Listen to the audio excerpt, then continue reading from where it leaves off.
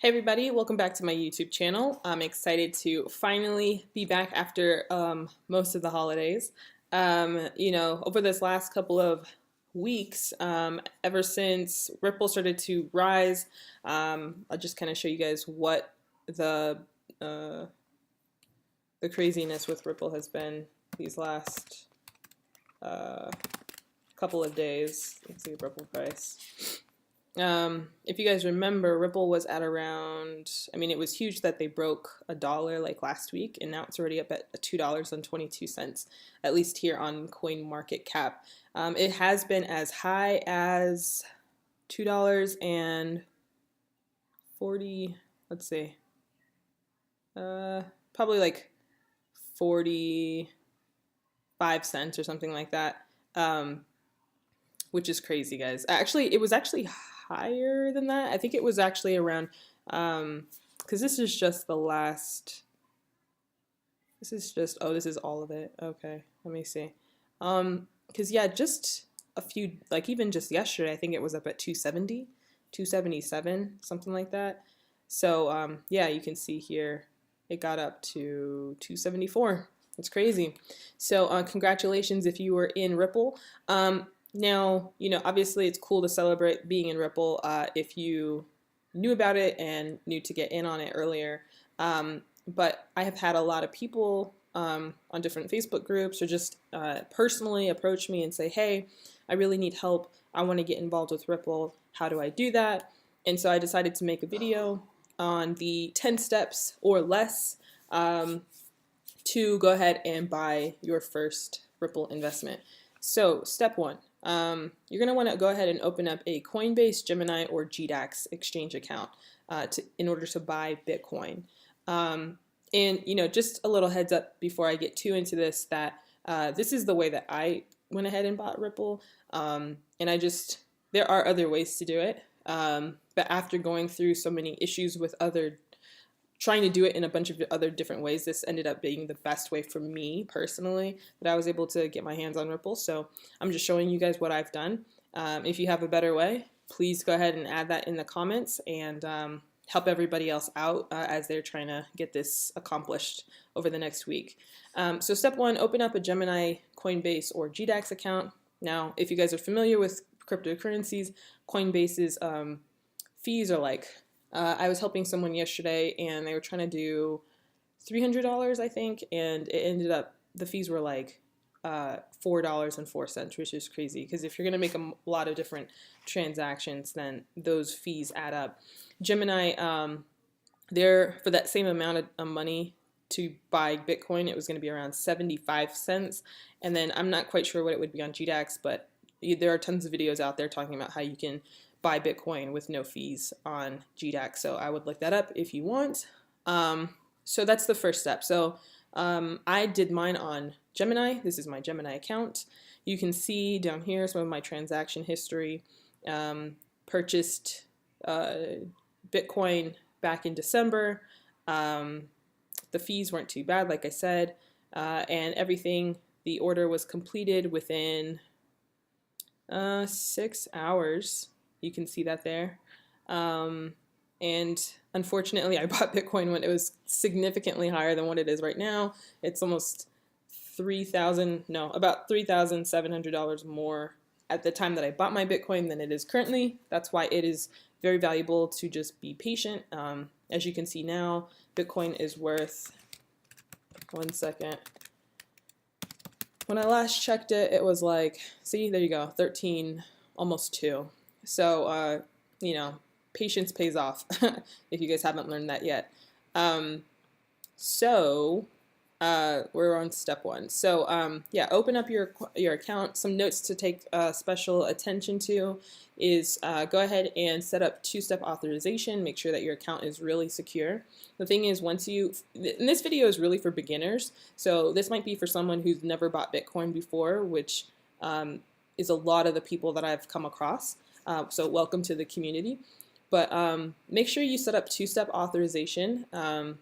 When you go onto your phone, whether you have an Android phone or an iPhone, go to your app store, download the app, either Authy or what is it called? Google Authenticator, and you should be able to follow the directions to set up and enable two-step verification, which basically means that every time you log into any of these accounts that we're going to talk about, it's going to ask you for a second password, which will be available on your phone. And that just really helps to really protect your accounts. So my recommendation is that you don't even bother starting working with cryptocurrencies unless you get that set up on your phone. The second thing, the other little note to be aware of, is that it takes time. I've been meaning to put my face here. It takes time to get your account verified with your identity. Now, the reason why I started off with Gemini is because I didn't want to have to go through the whole identity verification process. It might be now that they do require that. I'm not 100% sure. Either way, though, it takes a while because these exchanges, because cryptocurrencies have become so popular, they are back ordered with a lot of different requests and filling orders and all of that stuff, technical difficulties. So, I think as much as you can, start these processes today. A lot of people fall into the trap of thinking, oh, I don't have the money to put into the account, so I should just wait until no. It takes like a week to get these accounts set up properly to the point where you can actually transact on them. And so if you're going to get your money in a week or be able to do something in 2 weeks, get your account set up today, because there's always something that happens. There's always something you have to troubleshoot through. So go ahead and get that started out today. The next step is to open up. So like I said, these first exchanges, just choose one of them. The one I chose, like I said, was Gemini. You're opening up this account to buy Bitcoin. And so the next exchange that you're going to want to create is either Bitstamp, Binance, or Bittrex. And these are all exchanges that you can buy Ripple on. Here on the Ripple website, there are a bunch of different ways. So obviously, if you're an institutional investor or something like that, you have to contact Ripple themselves to buy Ripple. But the reason why I chose Bitstamp more or less is just because it was recommended on their website. And at the time, I actually didn't even really know much about Binance or Bittrex. And so I went ahead and used Bitstamp to buy Ripple. And it's worked just fine for me. So go ahead and open up that account. Again, it's going to take, make sure to set up two-step authorization. It's going to take, however many days to get verified and everything on that account as well. I had a friend that came over to my house yesterday, and I was helping her set her stuff up, and she just got it set up yesterday, but then has to wait a few days to get her identity verified. So you have to budget time. You can't just say, it's not like going to the store, going to Walmart and saying, I want to buy a Visa gift card, and you're able to make your transaction that day. There's an infrastructure that's created around all of this to protect you ultimately. And so you have to budget time in order to purchase these currencies. So some of the same notes that I made from the first step are kind of applied to the second step as well. Third step, verify your bank account through each platform so that you can either transfer funds or send a wire. And so, for example, on Gemini, we'll go here. If I wanted to transfer funds and I wanted to deposit funds into my Gemini account, as you can see, my account is already verified through my account here on Gemini. So like I was saying, you'll want to make sure that your bank account is verified so that you can be able to make these transactions. So that's the next step. That's step 3. Any little special notes, transfers, like regular transfers that they don't charge you for, I would just budget 4 business days for that, just to be on the conservative side, because it's great if it happens earlier. It kind of sucks if it happens later. And then another little note is that wires are same day, which is awesome, and that's typically what I'll do, just because I'm impatient. But they'll cost you anywhere between $20 to $40, and those are typically domestic wires. So if you are in the United States and you send, let's say for example, send your wire to Gemini, which is also an American exchange, and their bank is in New York. For example, like my bank with Chase, it costs $40, which is like a lot of money. But other banks, their wire fee might only be like $20, which is nice. Step 4, once you have the dollars and they've been transferred into your, whether it's Coinbase, Gemini or GDAX account, go ahead and purchase your Bitcoin using a limit order. Now you'll see that there are different order types that you can choose. I personally like to do the limit order because it helps to make sure that you can basically set the price at which you want to buy your Bitcoin at, and then you just let the machine kind of fill that order for you over time. And if you're more advanced, you can choose a different order type. If you've bought stuff before and you know what you're doing, go for it. It might take some time to fill that order because of the type of order that you chose.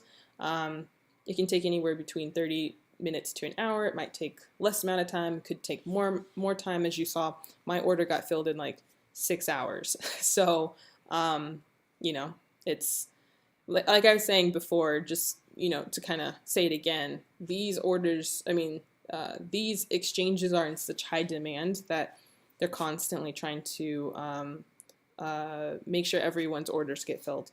What else was my note? Oopsie, went too far. If you're more advanced, it might take more than transaction fees. Oh yeah, so transaction fees vary with each exchange. So like I was saying, to buy like $300 worth of Bitcoin on Coinbase is going to be like $4.40. To buy that same amount of Bitcoin on Gemini was going to cost 75 cents, which is awesome. It's pretty much nothing. And then to do so on, like I said before, GDAX, there's ways to do it without paying any fees at all.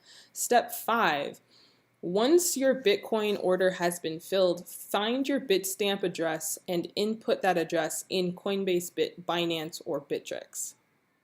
So let me show you, because this one, it's for those who are familiar with what all that means, that probably makes sense. But for someone who's new to this, that probably makes no sense at all.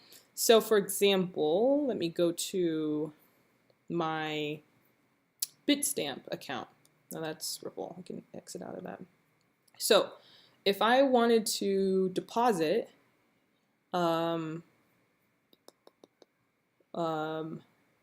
like let's say like I wanted to deposit BTC to my account, this is my very unique Bitcoin address for Bitstamp, right? So there is a specific little address, which is what this little piece of information is right here, for each what's a hardware wallet, for each exchange that you're on. So you're going to have your own unique address for each unique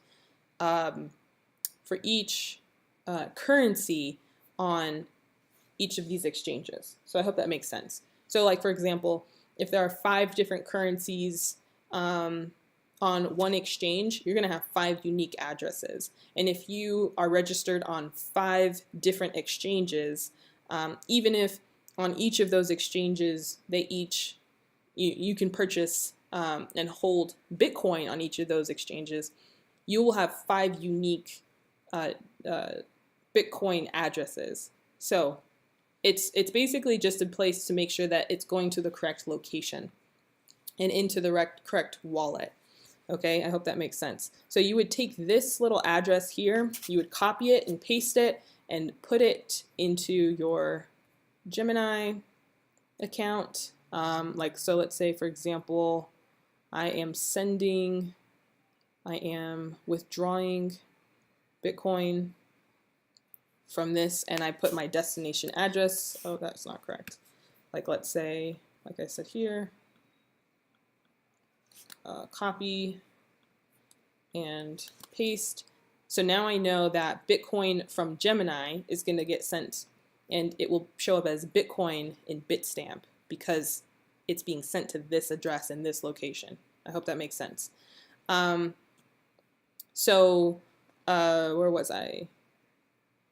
Once your Bitcoin has been filled, find your Bitstamp address, right? Bitstamp, or like I said, GDAX, or sorry, not GDAX, Binance, or any of those other places where you are sending your Bitcoin to. Get that address and put it in the place where you originally bought your Bitcoin. Again, whether that was Coinbase, Gemini, or GDAX. So again, to go over, this address is unique to you. Make sure to copy and paste so that you don't make a typo. Don't try to like go back, jockey between tabs on your computer to type in your address, because if you mess up, your Bitcoin probably most likely will be lost. And then you just washed $300+ down the drain. That's not fun. Nobody likes that. Next step 6. Once you send your Bitcoin to either Bitstamp, Binance, or Bittrex, and these are the places where you've sent your Bitcoin so that you can now purchase Ripple, verify your new Bitcoin balance. So once you've sent your Bitcoin, right? Once you've sent your Bitcoin to, let's say, Bitstamp, you're going to want to verify your new Bitcoin. Let's see, like for example, you're going to want to verify your new Bitcoin balance. So it would show up here, okay? It would show up right there. It would show up also just on like your regular account page. So it would show your USD balance, it would show your Bitcoin balance. It has a bunch of other Litecoin. I think this is Bitcoin Cash, Euro, Ripple, Ether, or Ethereum. That's the company name. So you want to verify and actually make sure that the currency showed up in your new exchange. That's a really big, make sure that happens. And if it doesn't, wait some time. Don't freak out. I think that's one of my special notes here. Yeah, verify. Yeah, so basically just wait a little bit of time. Don't freak out if it doesn't show up right away. More likely than not, no one like stole your Bitcoin. So just wait even if you just need to wait a couple hours, refresh. Next step, purchase the Ripple using a limit order. Same notes from last time. You know, if you're more advanced, you can choose a different type of order. It might take 30 minutes to an hour, but the great thing is that Ripple has a completely different blockchain, so technically it should happen faster than what Bitcoin would do to fill your order. Again, transaction fees vary with each exchange. Step 8, show my face. Verify that your new verify your new Ripple balance. So again, here on Bitstamp or whatever exchange you decide to use, you would, before the transaction, you would see X amount of Bitcoin in this spot right here. After you've purchased your Ripple or your XRP, so let's say for example you want to buy or sell Ripple, and we are changing it from BTC to XRP. So let's say you want to buy XRP. Actually, it should be, instead of X, it should be XRP to BTC. So buy XRP, and it should, if before you buy it, it should show your Bitcoin balance there. You should say, I want to spend how much of my Bitcoin. It's going to charge a 0.25% fee, and it'll show you how much your entire transaction will cost. You click this button here, and then it should show you, if you go back to your account, kind of like your home page almost, it will then show your new XRP balance right there, okay? And so the next step, once you've verified your XRP balance, then you could be done, right? Technically, you could be done in this 8th step. But I wouldn't be a responsible friend to you all if I said to leave your Ripple in, here's my face. I wouldn't be a responsible friend to you all if I just said leave your Ripple in the exchange wallet. I don't recommend doing that. Personally, it's great to deal online with like digital assets, but I feel a lot more comfortable having like a physical device or something that I can say, okay, I know that my asset is on this physical thing. And so my recommendation would be to send your Ripple to a secure hardware wallet or a desktop wallet. And so that's what this Amazon screen here is for. This is the Ledger Nano S cryptocurrency hardware wallet. Basically has like a paired software that goes with it. The physical device plus the software allows you to access your digital assets.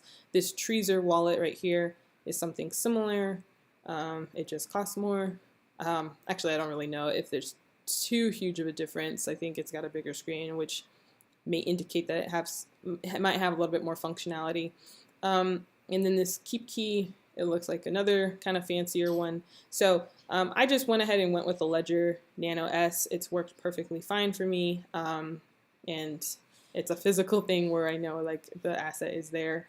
And then the last step, or like I said, there are also desktop wallets. Now this desktop wallet is called the Exodus wallet. It doesn't actually accommodate Ripple as a cryptocurrency. You can use it for other currencies, but it would be something like this, and it's something that you download onto your desktop, and it would be unique to your desktop. But the last step is to HODL. And Ripple, if you guys have done your research, which you should have done your research before you started buying Ripple, you should know that Ripple is a high volume utilitarian coin. Its purpose is to be used for institutional banks or big corporations, basically, that send a lot of funds overseas. And I'm going to make another video just to kind of talk about the value of Ripple and what it does and why or why not you should participate. But my opinion, again, and I'm not a financial advisor, you always have to say that these days, is that you should just, if your plan is to hold Ripple, wait for it to just go up, up, up, up, up, up, up, and up. So, you guys, I hope that this was helpful for you. I hope that this video wasn't too long, but even if it was, it's like very to the point what the steps are to purchase Ripple, to be successful, to join on. And then even if, you're like, okay, I don't know about Ripple, this is actually a really good blueprint even just for purchasing other cryptocurrencies that may or may not be on Coinbase or other exchanges that you may or may not be aware of. So hopefully this was helpful to you. I look forward to talking about this currency some more in the future, and I'll see you guys tomorrow. Have a happy new year. That's the other thing. Have a happy new year. See you guys.